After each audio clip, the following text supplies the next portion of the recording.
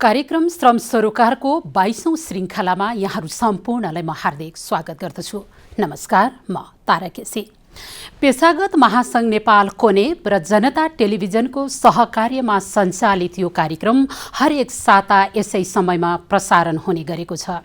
आज पनि सदाझैं श्रम क्षेत्रसँग सरोकार राख्ने विषयहरूमा चिन्तन, बहस, छलफल गर्दै समृद्धिको यात्रामा श्रमिक जागरणका नवीनतम खबरहरूसहित म उपस्थित भएकी छु।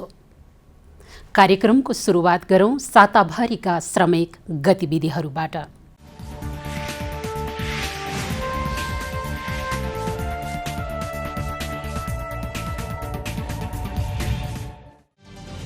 सेवानिवृत्त राष्ट्र सेवक संघ नेपाल तथा नेपाल राष्ट्रिय कर्मचारी संगठन सेवानिवृत्तको संयुक्त विस्तारित भेला यही भाद्र 30 गते सम्पन्न भएको छ। पेशागत महासंघ नेपालका अध्यक्ष विश्वनाथ प्याकुरेलको प्रमुख आतिथ्यता र दयाराम बस्यालको विशेष आतिथ्यतामा सम्पन्न उक्त भेलाको अध्यक्षता वेदनिधि निरलाले र सञ्चालन दुर्गा ढकालले गर्नुभएको थियो। भेलामा WFTO एसिया प्रशान्त क्षेत्रीय सम्मेलन तयारीबारे छलफल भएको थियो।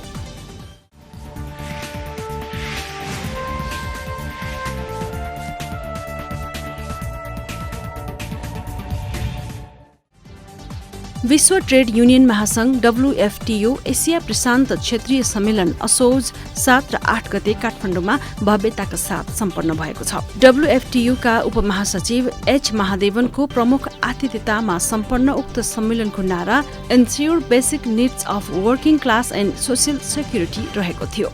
कार्यक्रममा श्रम, रोजगार तथा सामाजिक सुरक्षा मन्त्री गोकर्ण विष्टको विशेष आतिथ्यता रहेको थियो। एसिया प्रशान्त क्षेत्रका 13 मुलुकबाट झण्डै 60 जना विदेशी प्रतिनिधिहरूको सहभागिता रहेको उक्त कार्यक्रमको अध्यक्षता WFTO प्रेसिडेन्सियल काउन्सिल मेम्बर तथा पेशागत महासंघ नेपालका वरिष्ठ उपाध्यक्ष प्रिमल कुमार खनालले गर्नुभएको थियो। स्वदेशी तथा विदेशी गरी करिब 300 प्रतिनिधिको सहभागिता रहेको उक्त कार्यक्रमको सञ्चालन WFTO आर्थिक समिति सदस्य एवं राष्ट्रिय कर्मचारी महासंघका सल्लाहकार संयोजक मोहन मानस्वारले गर्नुभएको थियो। सम्मेलनले श्रम सरोकारित काठमाडौँ घोषणापत्र जारी गरेको छ।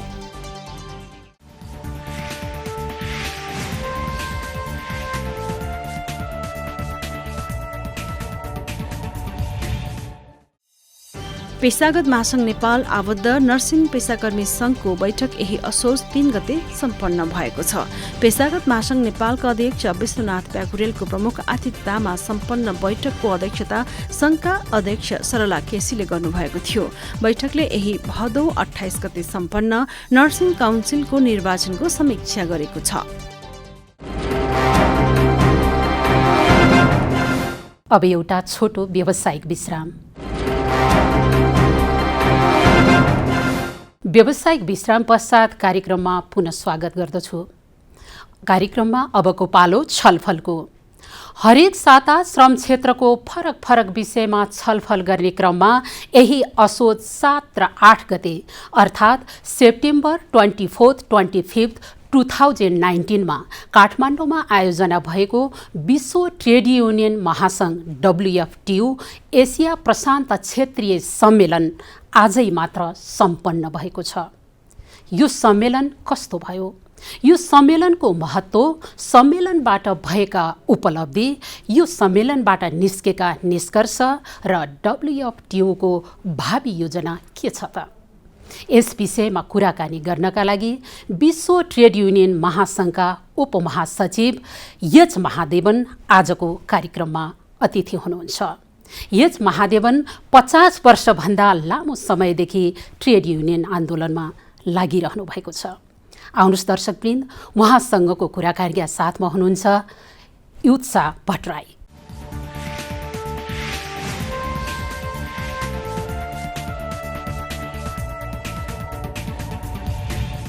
Welcome to this special program on JanataTelevision.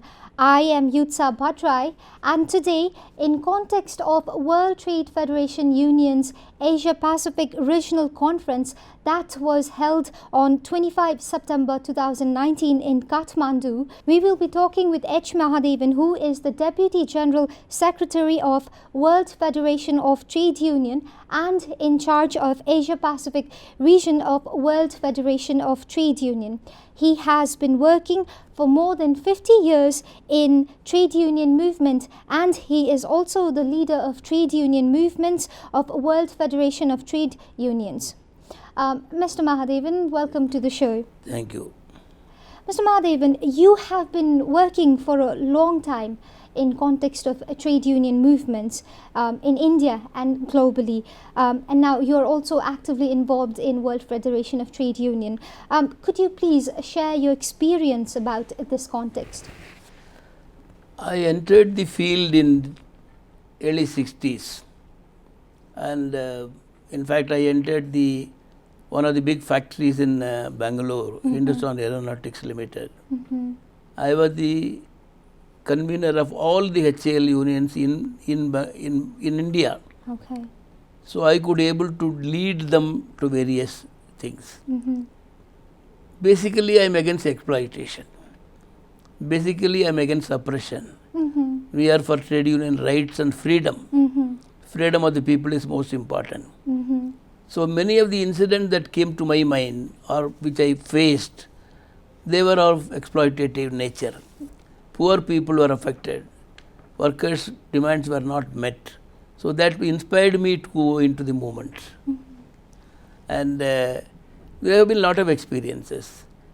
Sometimes I was imprisoned by the police. I was attacked also by the police. We had faced lathi charges, tear gases and whatnot. One of the struggles in those days of the public sector industries in Bangalore, 3 people died due to police firing in my own factory. Okay. And thousands of us were arrested and then released, again arrested. So long drawn struggles we have conducted. It is not only in public sector. I was the convener of all Bangalore based public sector industries like Hindustan Aeronautics, Bharat Electronics, Hindustan Machine Tools, Indian Telephone Industries and all the rest. We were, and also a number of private industries also I have been connected with. Wherever there is, and then we always make a better collective bargaining. A few hundreds of settlements I have made for the sake of workers. So this is some of my experiences. So you did face quite a lot of difficulty coming in this position. Yes. There were challenges. Many challenges we have to meet. Employers don't part with their profits so easily. No. So we have to fight and struggle for that purpose. Yes. So we have to mobilize, organize and then agitate. That is the process. In the process, we have indifferent people, indifferent managements, indifferent government. Sometimes you have to face everybody. Finally, it will be victorious. That is our success. So you have also represented India in in the solidarity on proletarian internationalism. Yeah. You have been associated with All India Trade Union Congress as well. Would you express in brief about your major takeaways from your time at AITUC? AITUC, I have been associated for the last some decades now. I was basically from Karnataka, Bangalore. About 50 unions I was connected with in Bangalore. Number of sophisticated industries, electronic industries and all. Then number of settlements we could make for the better working conditions, better wages, all these things we have done that. Then I have been elected to the national level. I was a secretary of that. Visited a number of states where there are problems of those workers. I was connected to 3 federations directly. One is the All India BHCL Employees Federation, Bharat Heavy Electrical. That is one of the biggest engineering industry, electronic industry in Bangalore, in India. Then I am connected with the cement workers. A number of cement workers are there. I am the president of the cement workers organization. Sometimes I was also connected with the sugar workers. So there are a number of national federations are there. I am connected with. I was also the general secretary of the engineering workers of India. Okay, a lot of people were there in that. So in the process, we have built up the movement in a big way. So how would you like to provide a general outline of World Federation of Trade Union and a general background to its role to polish and solidify the trade union movements across the world? In 1945, the first World Trade Union movement was started by the WFTO. After 2 years, the capitalist groups did not want a one World Trade Union together. They split it. American and British trade unions went away from that. They formed a separate organization called ICFTU. Now it is merged with something else as called ITUC, another organization. Ours has been fighting against fascism, fighting against the suppressed people, fighting for the cause of the poor people and those who are subjected to exploitation. We want right of each country should have its own right. They cannot be we are against the privatization which takes place and take away the entire profit to the poor people don't get their share. So WFTU is organizing world over. We have got 130 million members in 95 countries we have even today. Our membership are spread over. We have our own offices in the Latin America, Americas, Middle East, Asia and Europe and some other offices. We coordinate the activities of each area, each continent and province. Then we try to bring them common program of action. For example, we have got our own wing of the women wing of the WFTU. In this conference in Nepal, we are going to have an Asia Pacific women wing. Similarly, young workers wing, there are many of them unemployed. Their problems are our problems. Employed people should work for the unemployed people to protect them. True. So this is another issue which we are taking up.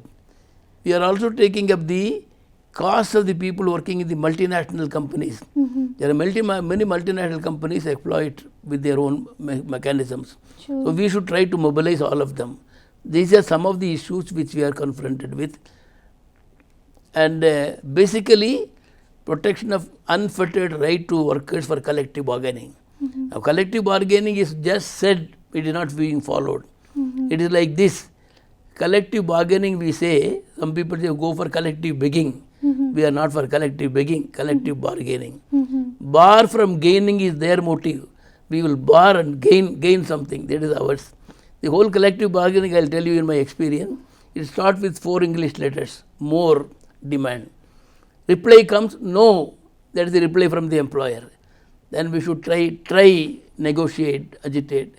If not, yes will come as a conclusion, 3. If not, war.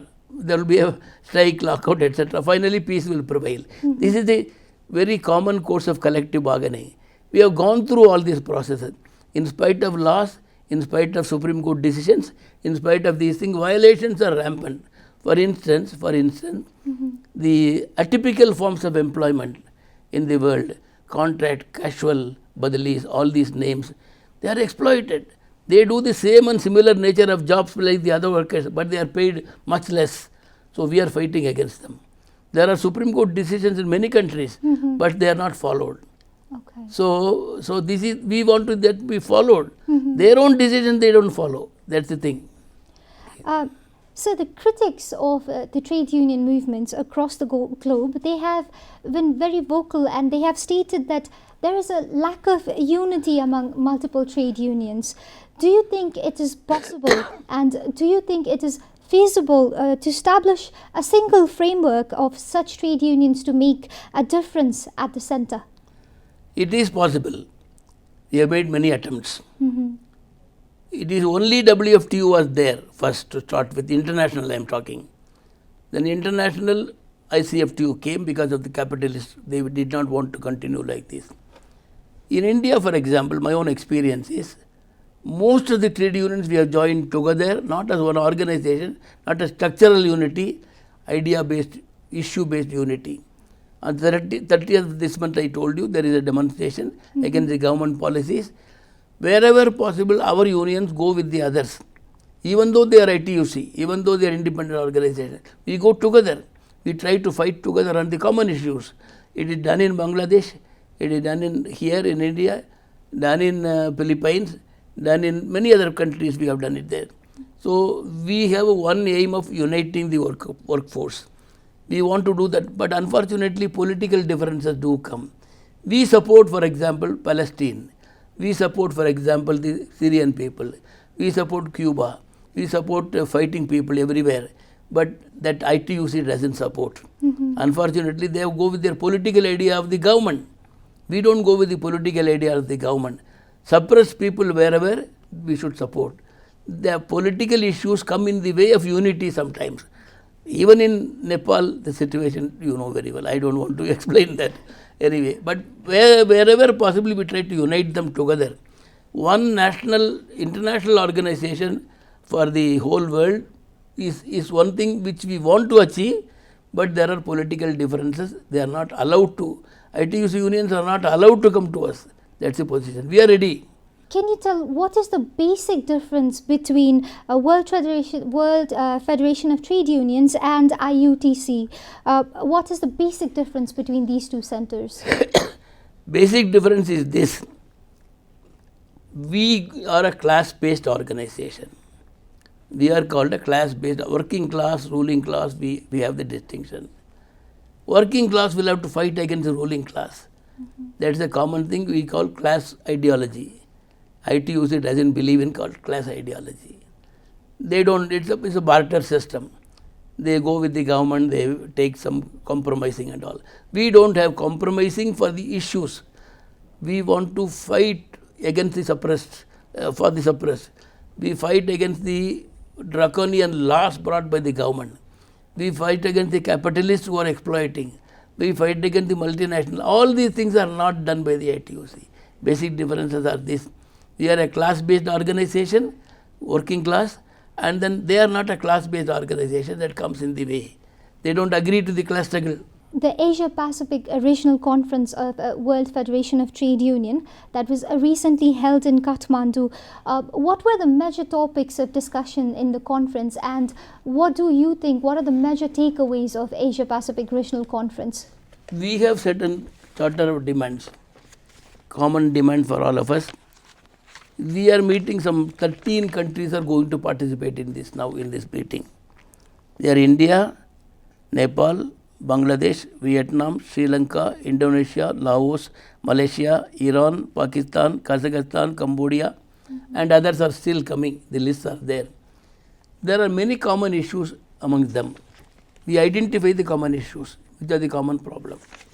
We also see the selectively what are their other things. Today in the world, there is a lot of monopolization of global system is going on. Technological monopoly, monopolistic financial markets, monopolistic access to the region's natural resources, media and communication monopoly, monopoly over weapons. All these things are harmful for the people. So WFTU fights against this, number one.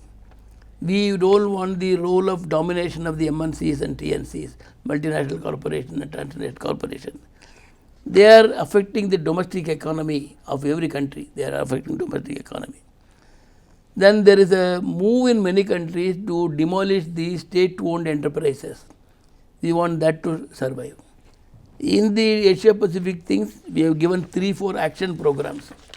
In the action programs, many important things is there. One is minimum remuneration day we would like to observe. A minimum remuneration day. There must be a minimum remuneration needing based on the needs of the people. It should be there, number one. Then we also would like to put our place our common charter of demands in all these countries. Then we want the action for the basic needs: shelter, health, water, education and social security. In many places social security is just a word. Nobody heard about it. They are not. Then we are against the atypical forms of employment, casual, contract, etc. as I told you. There is complete exploitation. We are also planning to have an Asian Women Workers Forum being formed in this. We have a platform of young workers, their problem, their future, all these things we are discussing. We are also against the nuclear arms. We are also against the expansion of war. That is going on in a big way. Some of these countries, India, Pakistan, etc., if they can spend all this money towards development, these countries would have developed very much instead of spending on the arms. Arms race must go. There must be a peacefulness would be there. Then there are a lot of embargoes are there, various people. So we are against it. We are in solidarity with Palestine, Syria and many other countries. Iran is also participating in this.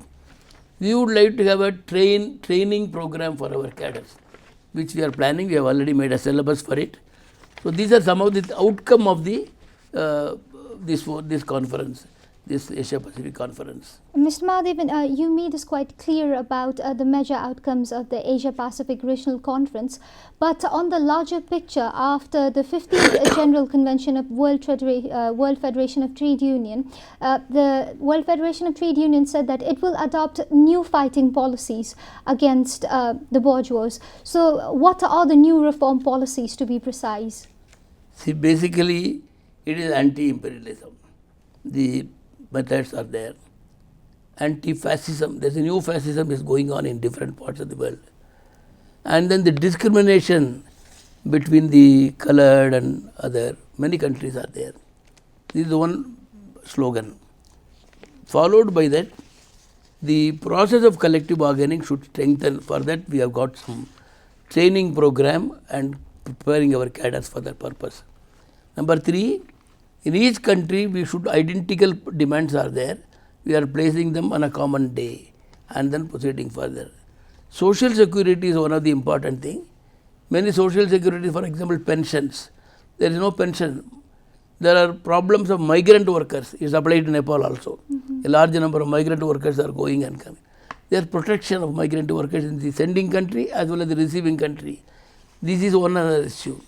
Then, as I told earlier, the vulnerable sections of society like women workers. So some of these things we are having some programs what is to be adopted. And there are also unorganized sections like domestic workers. There are very huge number of domestic workers. They have no right. Laws may be there, but nothing is followed in many countries like this.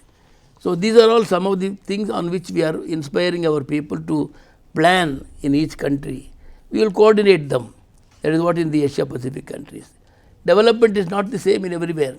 China has got a different development. Vietnam, they are also coming here.